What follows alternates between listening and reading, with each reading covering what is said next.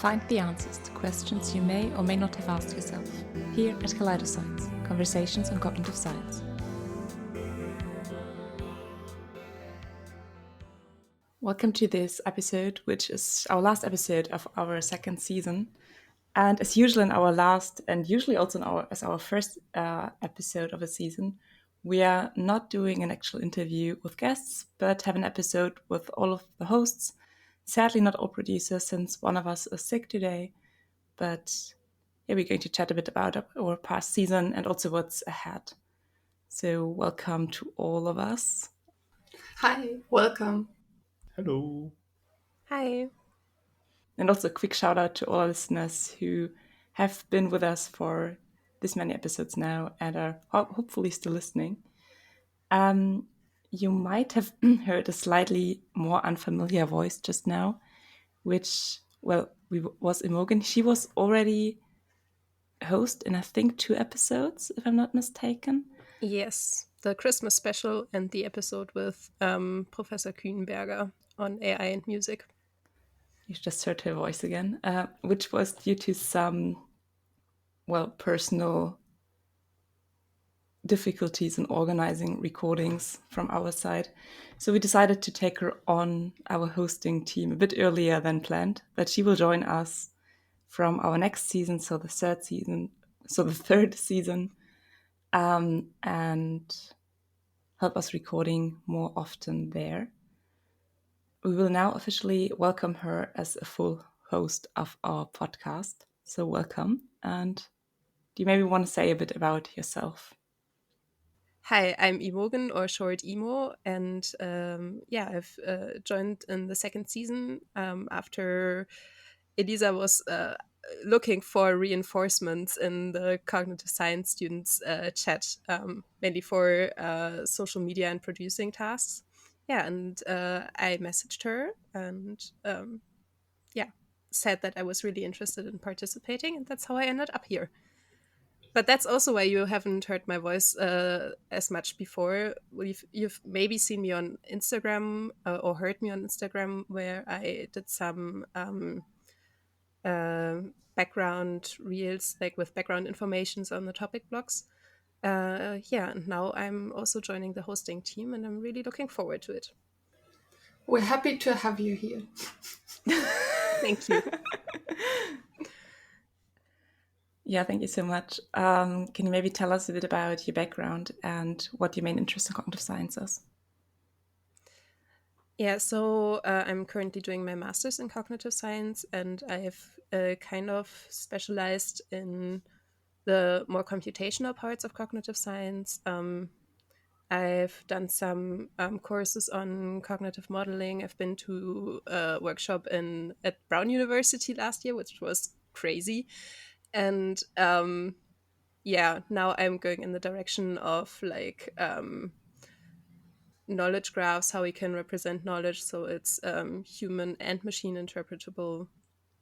Yeah, that direction. Thank you so much. Have you enjoyed your first year podcasting with us? It was so fun. I learned so much.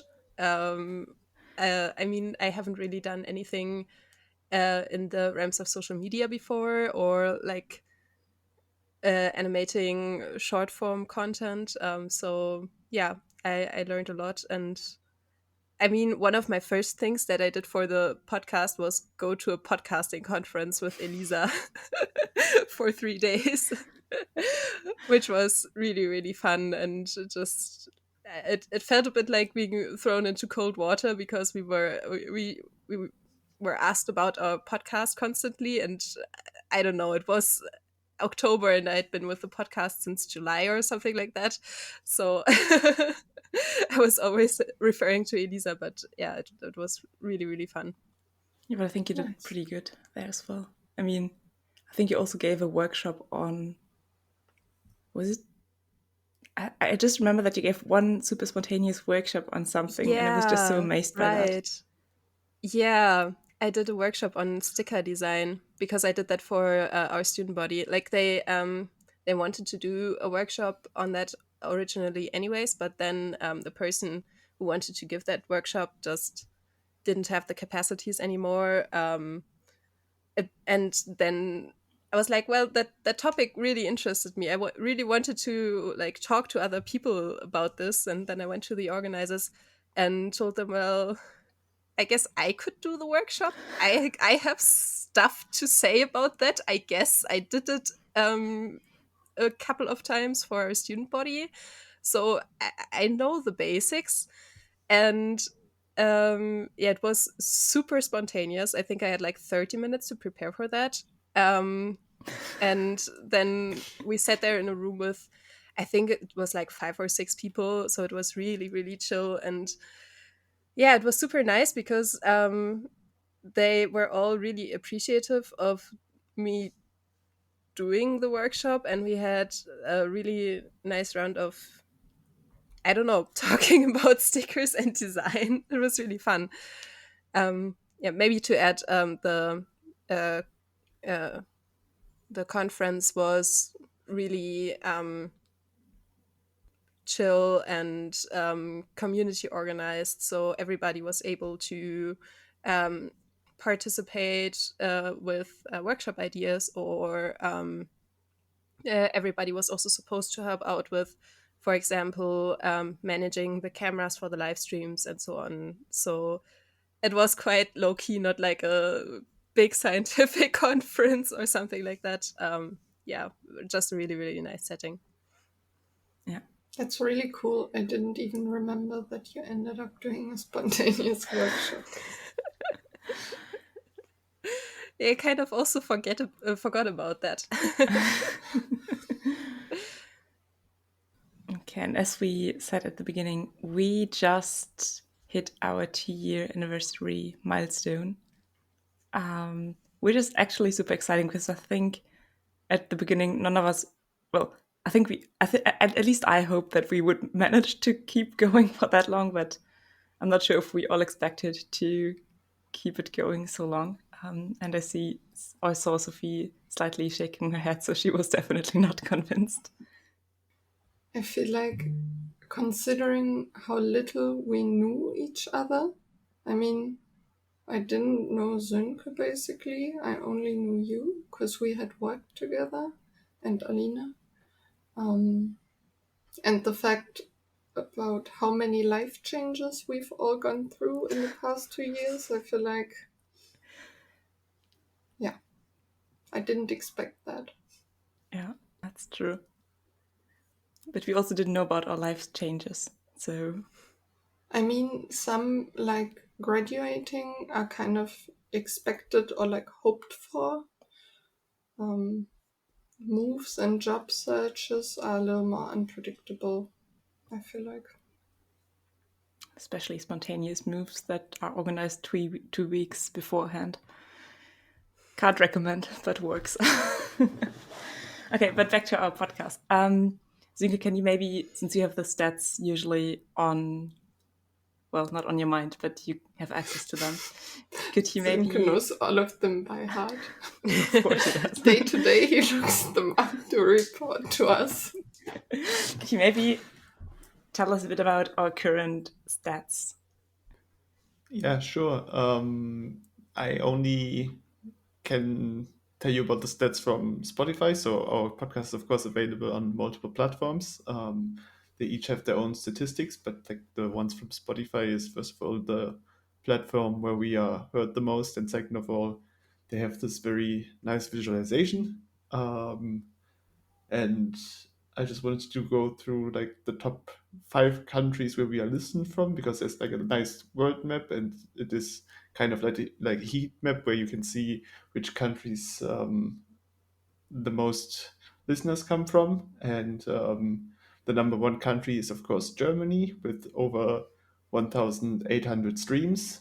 And the second country below 100 streams, with 90 streams, is the Netherlands. And after that, it's the United States on the third place, and Egypt on the fourth, and Poland on the fifth. And the list goes on with less and less streams, up to 56 countries in total. That's not too bad. That's a lot. Is there any country that really surprises you since you have the list open? I mean, I wasn't sure where we would be heard from. I mean, Germany, of course, is very obvious, and the Netherlands, with Sophie being there and some of our guests coming from there, is also not too surprising. But like everything else, I mean, the United States also, if you have like an English-speaking um, country, and also some of the guests are from there. But then, like, also already in the top five, Egypt and Poland, and after that it's Turkey, Italy. Those are all kind of unexpected. Yeah, I don't know if you had like a clear vision in mind that we would be heard on all continents, basically. But I certainly did not expect it. Yeah, I think for me, especially Egypt, so high up is surprising. I would have expected that at least like other English-speaking countries would come before that, like the UK. But Egypt is super surprising. It's fascinating. Last time we checked the stats, didn't we have this one country where this one person listened to just a bunch of episodes? Do you remember talking about that? No. I don't think you were there, but Sönke was there, so I remember that, but it was like very confusing as like the number of listeners apparently was really high on that day, and there was like one country that was the only country where we had been listened to from, and there's also a stat between like the number of streams and the number of individual accounts that streamed, and it was like two accounts or something, but 30 streams, and it didn't make sense. I think like someone just pressed play on one episode and maybe forgot about it, and all the episodes went on in the background or something. Um, but I don't remember the country the person was from. was it Burkina Faso? Is Ooh, that it's possible. possible? Yeah. And do you also have some stats on what was the most listened episode this season? Sure. The most listened episode this season is the one with Dr. Janusz Priebe. What can we do about chronic back pain? That's like the title of it. But like we talked a lot about other types of pain, but mainly about back pain. And the second most listened to episode from season two is from a blog on attention with the episode with I have trouble pronouncing the name, but Irini Kalegiropoulou or something like that. She's from Greece, and yeah, I'm not 100% sure how to pronounce the name, but the episode is called "Do Pictures Aid Our Ability to Read, or Do They Steal Attention?" Nice. So, and in our first blog, where we also talked to Janusz Priebe about chronic lower back pain, we also had the pleasure to talk to Helena Hartmann about empathy in pain. And I think that's a really cool episode because when you think about pain, I usually think about my own pain, and it was really cool to learn how we react to see other people's pain. And we also talked to Maite van der Mies about habituation and sensitization to pain. So, what repeated pain exposure does to us. And I think, yeah, generally the blog about pain was really interesting and also quite broad, considering that it's only one topic. So, I highly recommend to tune into one of the episodes. In our second blog, we talked about different tools that are somehow related to cognitive science that can be used for different kinds of treatments or supporting people. And for example, there we talked to Dora Meyer-Doll on the brain stimulation, which is, I think, also sometimes called brain pacemaker, so as analog to heart pacemaker, where she does research on, I think it was depression and how the brain stimulation can positively impact depressive symptoms, if I'm not mistaken. And additionally, OCD. And OCD. It was on depression and OCD and how deep brain stimulation can support treatment in individuals which were labeled as treatment resistant. That means that usual treatment methods did not support them well enough to kind of get a real improvement. And we also talked to Martin Furtak, who is working on a bracelet that vibrates on your wrist and is designed to support blind individuals to grab objects they can't see anymore. And I think that's really cool research. I'm really looking forward to maybe hearing more from him in future. I met him some weeks ago again and was super fascinated by how it's going for him. And I think this whole blog was super interesting for kind of learning where you can actually apply science and developments that are from science, because it was all of the topics we talked about were rooted in some science field, but had a real clear practical impact on supporting individuals. And I really liked that, because usually what I feel like science remains quite separate from the people who might have use from it. And in this episode, we had some quite nice examples of how to really use tools. The next block was then on attention, and we, as I said already, we talked to Irini on that topic, but also to two more people. One was Professor Ellie Domit, and when we're talking about attention, we of course have to talk about ADHD. And this is also, as I was not very familiar with the topic, a very interesting episode for me.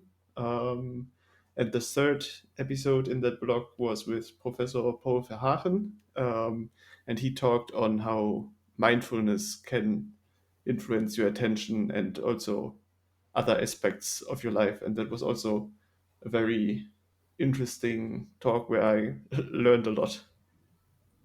And the fourth block was actually the block where I had my first hosting job here on the podcast. The block was on music and cognition, and there we talked to Professor Kai-Uwe Kühnberger from the University of Osnabrück on, for example, how AI can be used to transcribe music, but also how AI can be used to compose music, and also how this already impacts the creative process, and what other impacts this can have on music producers and just the music industry in general.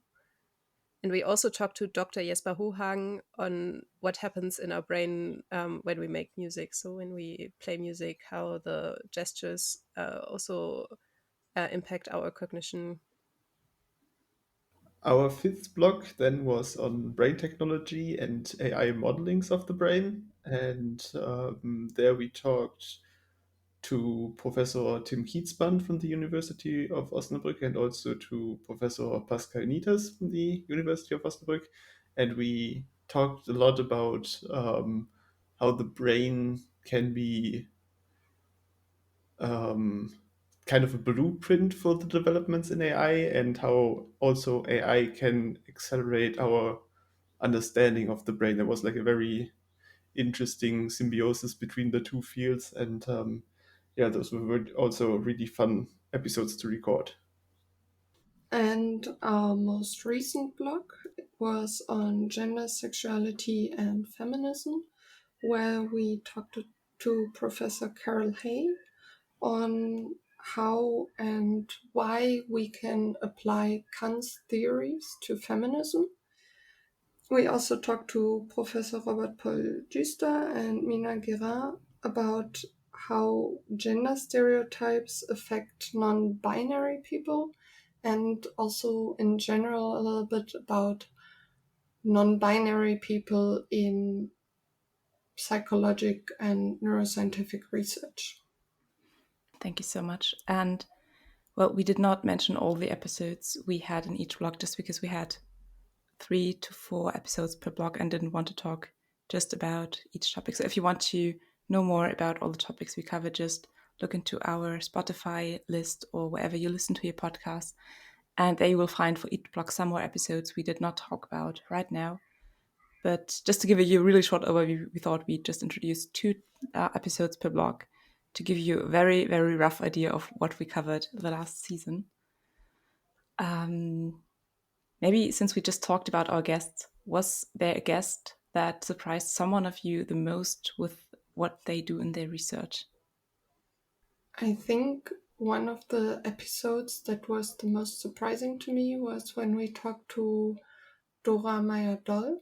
And on the one hand, I was surprised that I think, if I remember the stats correctly, more than 50% of treatment-resistant people with depression can be helped with these brain pacemakers.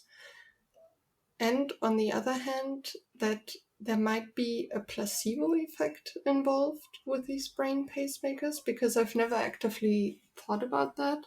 And it makes sense because apparently some people experience an improvement directly after implantation, even though the pacemaker isn't really turned on yet.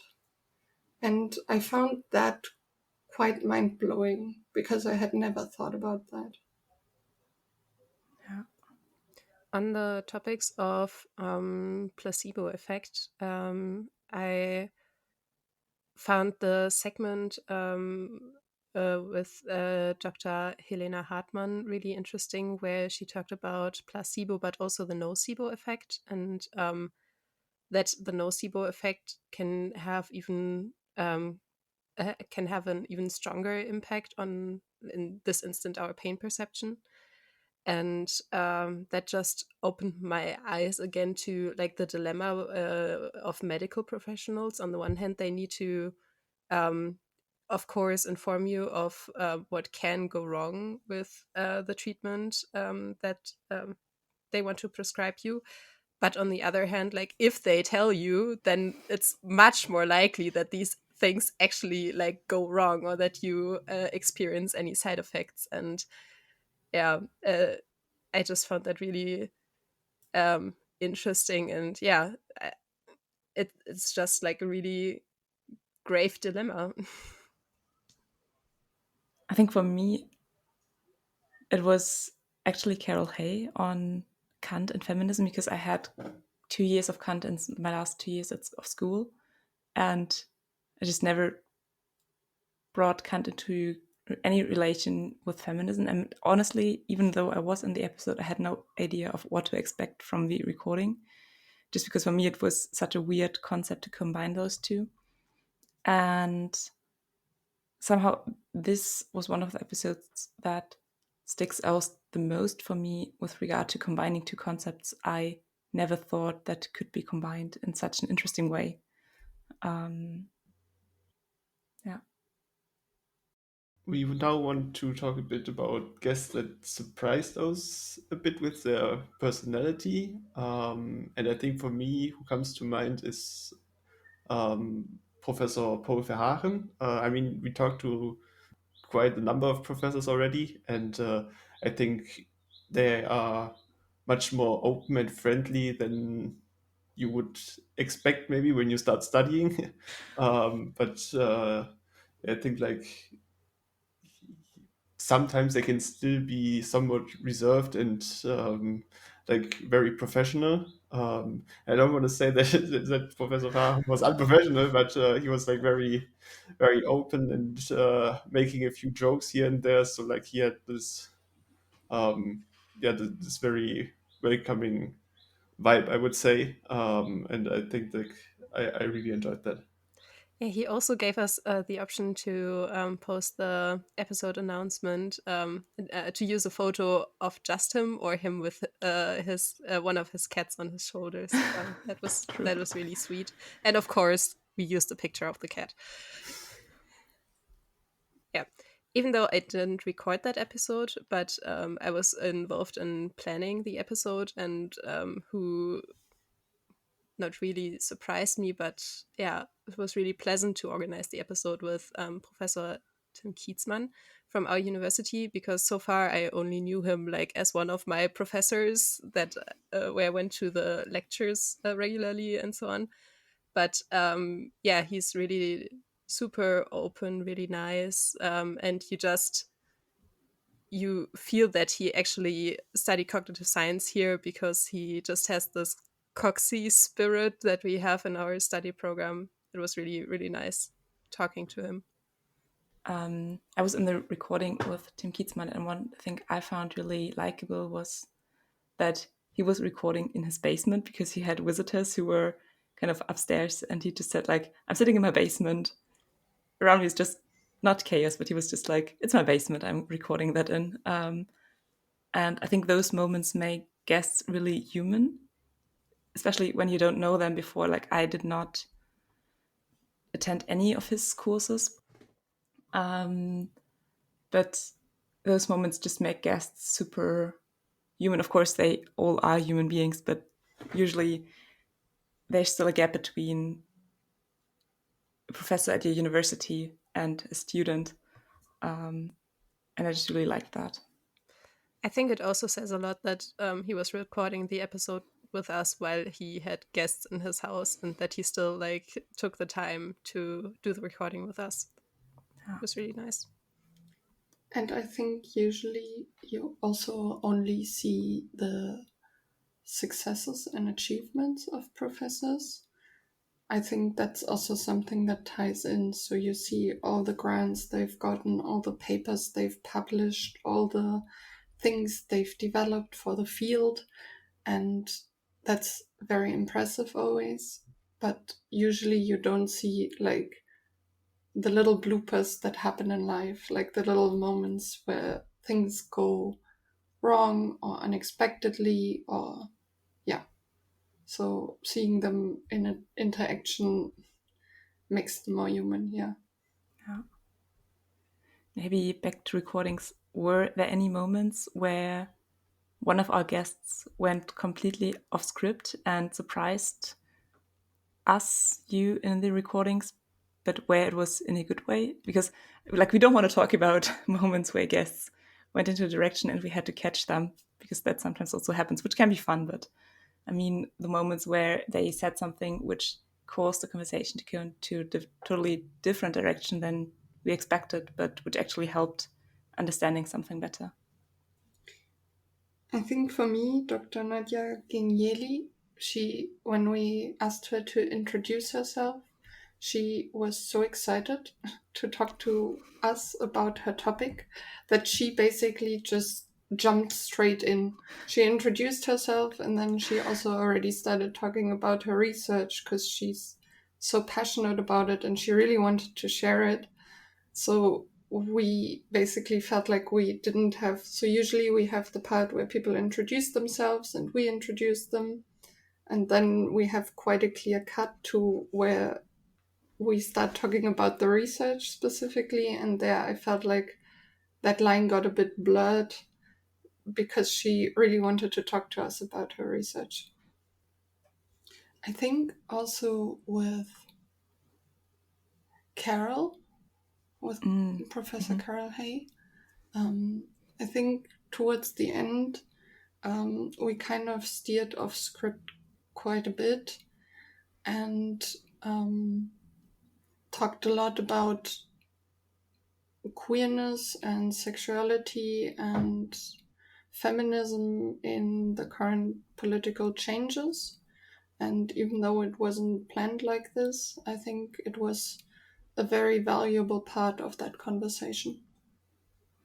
I think something funny enough similar happened in the same block in the conversation with Professor Juste and Mina Gjorin when they actually asked us back about how it's in Germany right now. We kind of talked about how it's across different countries and how we don't really regarding trans openness or transphobia, and we talked about how it is across different countries and compared perspective from Canada on US and also how it is in Germany right now. And I also think that was one moment we did not plan beforehand, and which I think made the episode more valuable in the end because it was just an honest conversation.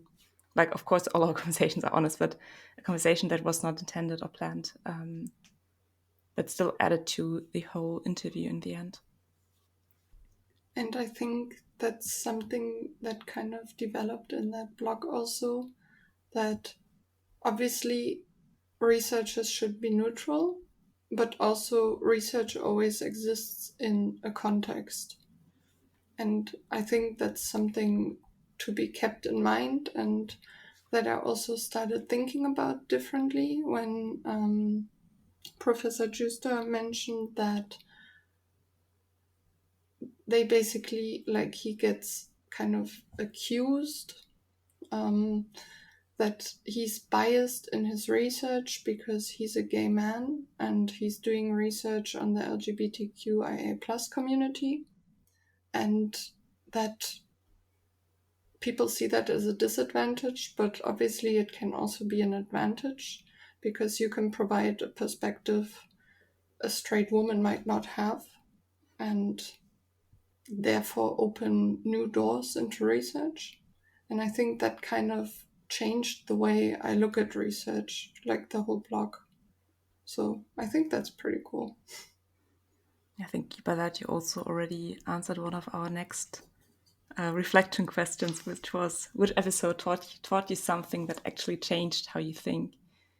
Do we have anything else besides that research is always influenced by the people who conduct the research, and that we can't really get that out, but it can also be an advantage? So is there anything else we learned? I think what was the most surprising for me about the topic, which I learned a lot about, but somehow missed that one aspect, and it was really enlightening when, again, Professor Kietzmann talked about neural networks and their relation to the human brain.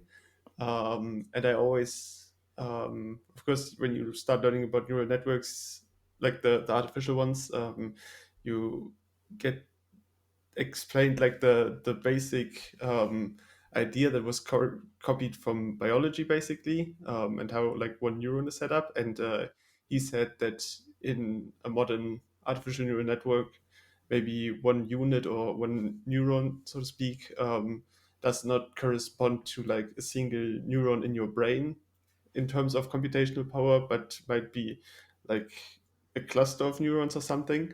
And yeah, I never thought about that, and I really found that surprising and interesting, and it like changed a little bit how I think about artificial neural networks. But it's like very deep into a topic maybe, and not um, like so relatable to people who are not really into the topic.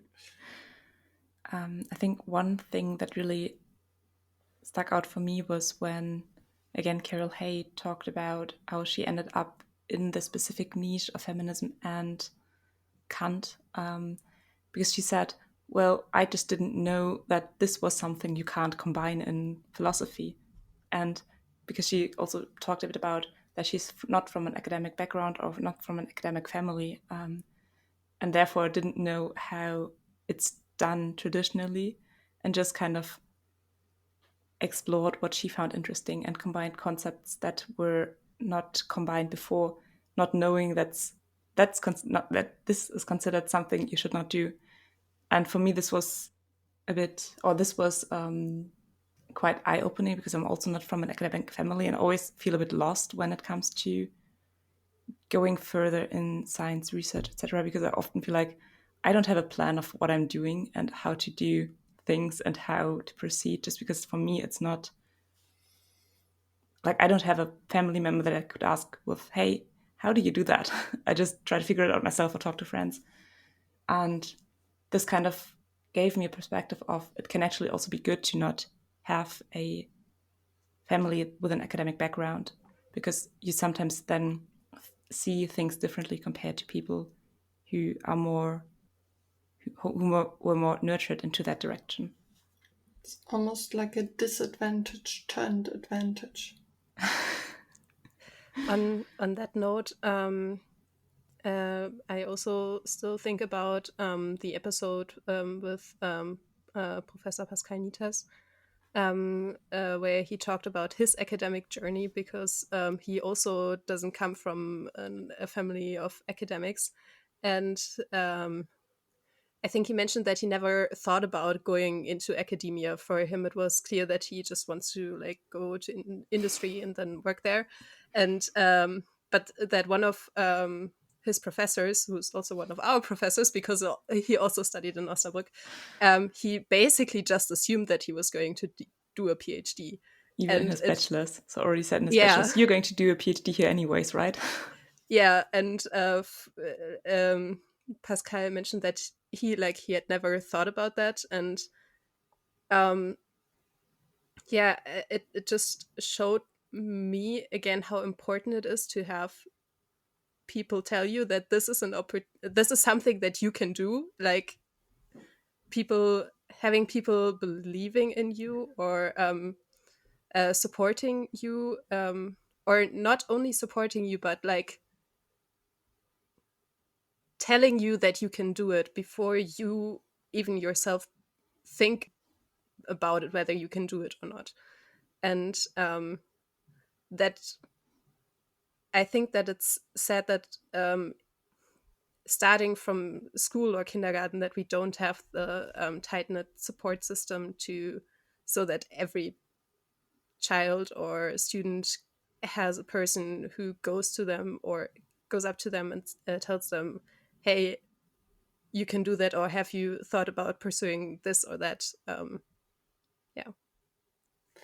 I think that something that influenced my life in a very applicable way was the episode with Paul Verhagen, because we talked about mindfulness and meditation and the advantages on attention and other things. And since we recorded this episode, I've meditated a lot more. So this had like a very direct application to my life. That's nice. Does someone have a personal highlight related to the podcast? I think actually I do, because some of our listeners who listened from the beginning might know that I had the original idea of the podcast and initiated it together with Sönke at the very beginning, before Sophie, and at the beginning also Elina joined in. But especially for the first episode, where just Sönke and I were recording, the podcast always felt a bit like my baby. And in the second season, when first Sophie only and later also Imogen for one episode joined in, when the first episode came out where just Sönke and Sophie had recorded it, I was super nervous. Not because I did not trust them, but just because kind of it felt a bit like seeing my baby project growing up a bit, because other people took over the recording parts. And I think that was really, I don't know if it was a personal highlight, but that was something that touched me quite a lot. Because I think we talked about that in one of our meetings, and I think in the notes, I can't remember how it was written down, but it was something into the direction that Elisa has really happy mummy feelings about her podcast, something in that direction. And I think it's really nice to see how, or maybe the highlight is for me that to see how the project changes, evolves, and how all people who are working on it are trying to make it the best podcast we can produce with the capacities we have available.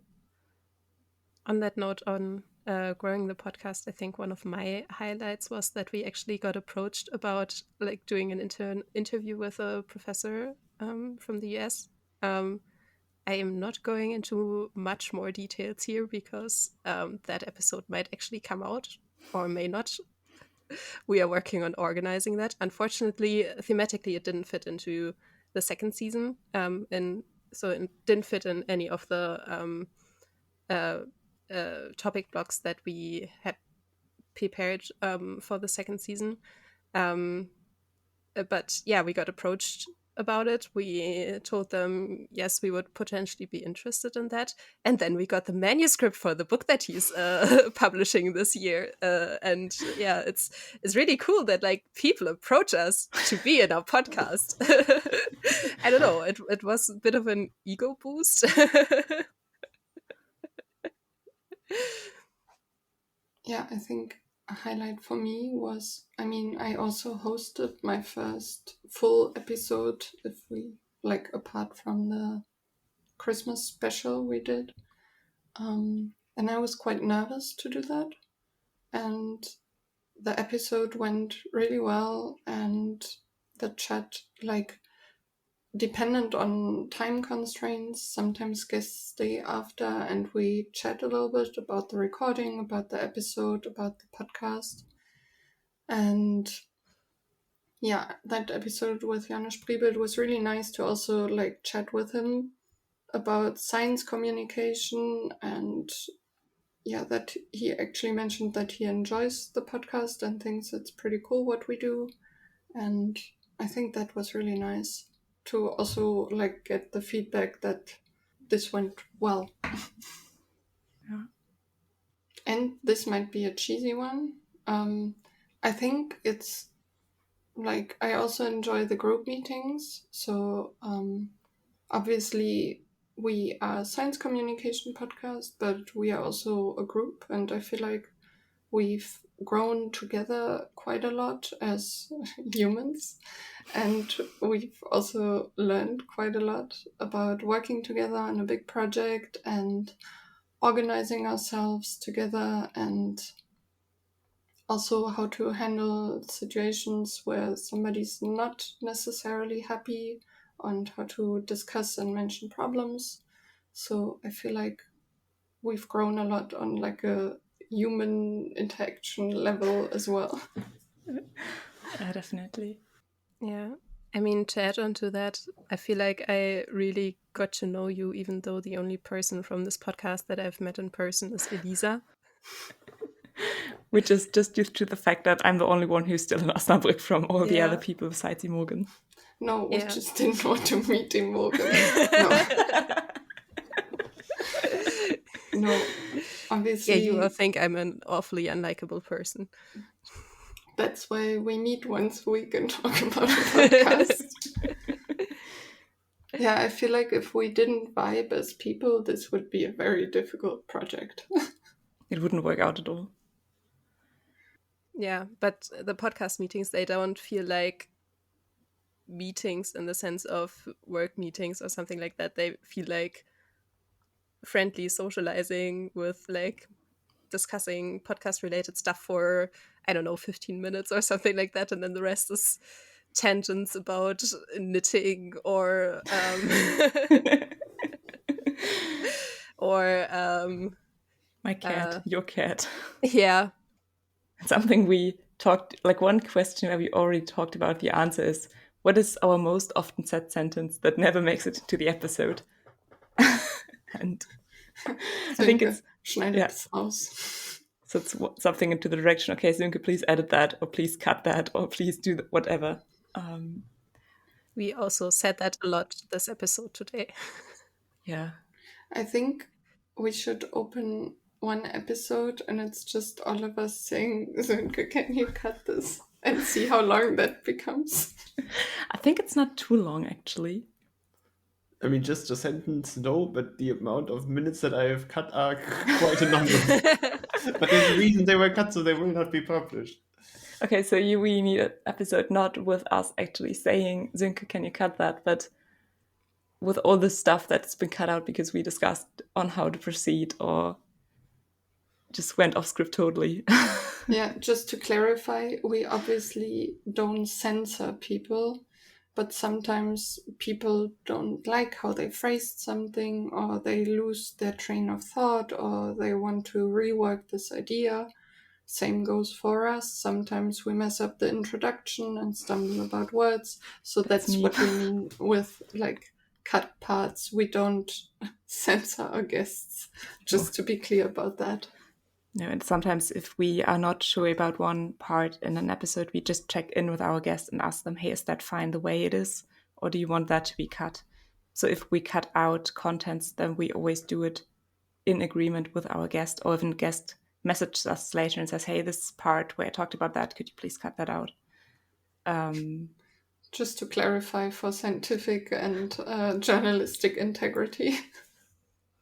Yeah, but I think especially in science or science communication, it is like especially important to find the right words and to express stuff precisely, because it's so important to stick with like the truth. Truth isn't quite the right word, but like with the findings, to stick with the Yeah. findings and what we actually have found out, what we actually know or assume at the moment. Yeah.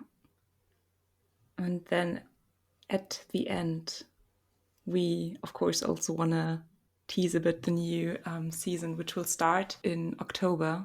So we will have a break from this episode until October. With episodes, we will, of course, be working on the podcast from some point on to record the first episodes, etc., but won't be posting anything in that time. Imogen, do you maybe want to talk about which episodes we're going, or which topics we're going to cover in our new season? Yeah, so our first topic block is going to be on hormones, especially like reproductive or sexual hormones, and how they can impact our cognition. We definitely want to talk about like the female cycle and how it impacts cognition, but we are also looking into male reproductive hormones, or yeah, how male cognition can be influenced through hormones. And something we have actually planned, like we actually wanted to do this whole second season, but we didn't really manage to find enough guests to make it a full block, is we want to talk about the science behind science communication. So because we're doing the podcast and we're also doing a bit over on Instagram, but there is such a broad bandwidth with ways how you can do science communication, and there are actually people who study what ways of science communication are effective, how you can actually reach the most people, what type of science communication is necessary. Yeah, and we want to on the one hand talk to researchers who study that, but we also want to do short interviews with other people who do science communication. So yeah, definitely something to look forward to.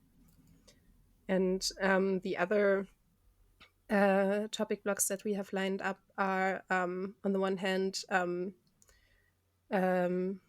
chatbots and our relationships to chatbots, or in general human machine relationships. So, for example, when we chat with ChatGPT, like some people use it, for example, to talk about their personal problems, like what consequences does that have, what type of relationship can we actually form with chatbots, and so on.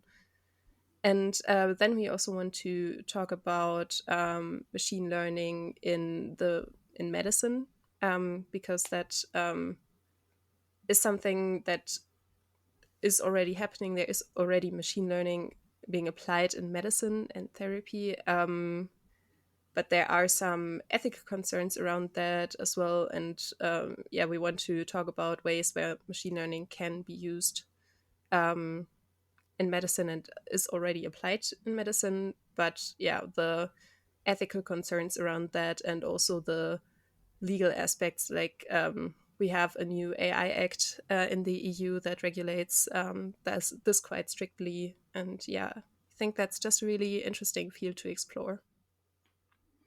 Are there, of those four topics, is there anything one of us is most looking forward to? Like I can say for me personally, it's topic 3 and 4 actually, because that are the two topics, or at least aspects of those two topics are things I want to get more into later on as well, which is why I have a really strong personal interest in them. So especially for kind of relationship or parasocial relationships to AI, but also how AI machine learning is used in different therapy domains. How is it for you guys? What are you looking forward to? Or which aspect maybe also? I think for me it might be the science behind science communication, because we've been wanting to do this blog for a while, and one of the reasons this turned out difficult is that we didn't find that many researchers who actually do science on science communication.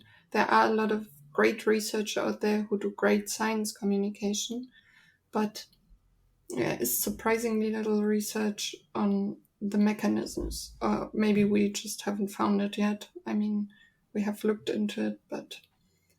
So if you know someone who is doing research, please send us a name. We will take it into account. Yes.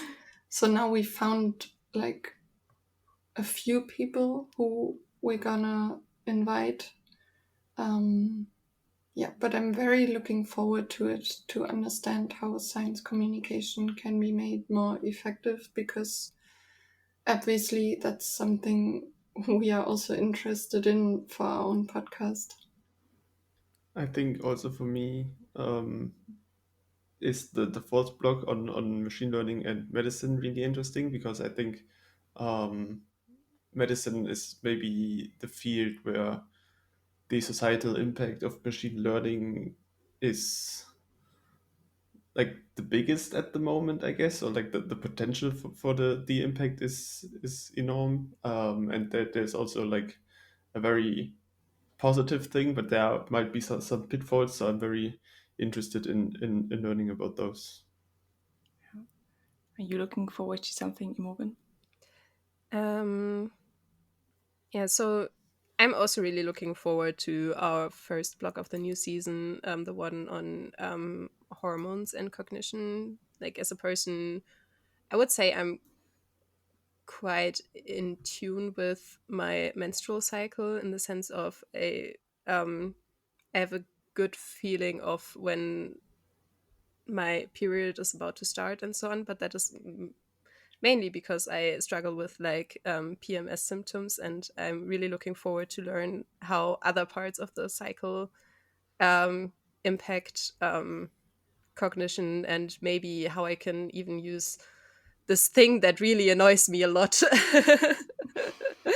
my hormones and my ability to rationalize and so on, shifting throughout my cycle, maybe how I can even use that to my advantage. Okay, so we will start back up. So we will be here and be working on things, as Elisa mentioned, meaning we will also be available via email. Answers might take a little bit longer than usual, because we also would like to take some holiday. And generally, we're excited to see you back in October, and we hope you are excited to listen to us again. All right, and going into our summer break, we now have actually a task for you guys, or something we would like to ask you to do. We prepared a survey about the contents of our podcasts, what you like to hear, what we can actually improve on. And the survey will be linked in the podcast description, and we will also link them in our Instagram feed. And if you have any other feedback, of course, you can just write us an email. Our email address is kaleidopod@uos.de. Way to spell that in English. And you can find our Instagram account under kaleidoscience_pod on Instagram. We're looking forward to your feedback. And I think with that said, I don't have anything to add. Sönke, do you have something to add, since Sophie and Imogen both added their parts? I don't have anything to add now. Okay, so then see, or better hear you guys back in October. Thank you all for listening, and please, if you did not yet do so, Remember to subscribe us wherever you listen to us, to share our contents if you liked the episode particularly and have a friend who might also enjoy listening to it. To also follow us on Instagram and leave us a review on wherever you're listening to us, because that really helps us to be found by other listeners who've not yet stumbled across us. So with that said, see you in season 3. Bye-bye. Bye. See you. Bye. You've listened to Science, Conversations on Cognitive Science, hosted by Elisa Palme, Sönke Lülf, and Sophie Kühne. Produced by Clara Kühne, Imogen Hüsing, Elisa Palme, Sönke Lülf, and Sophie Kühne. Produced in collaboration with the Cognitive Science Student Journal. The music was produced by Jan-Luca Schröder. The logo was designed by Annika Richter. Thank you for listening and joining us on our journey through conversations on cognitive science. This podcast is not sponsored and does not give us any financial profit. If you wish to support us, the most effective way is to do so by leaving us an up to 5-star review on your chosen podcast platform and following us on Instagram. You can reach out to us via mail, comment on YouTube, or message us on Instagram. We are always happy to hear your feedback. Thank you again for listening to us and for your interest in science. If you have any questions regarding this episode or any of our other episodes, feel free to reach out. You can reach out to us via Instagram by sending us a direct message at kaleidoscience_pod or write us an email at kaleidopod@us.de. You can find both links to our Instagram and also the email address in our show notes. We do read all your comments and will also reply to you as soon as we can.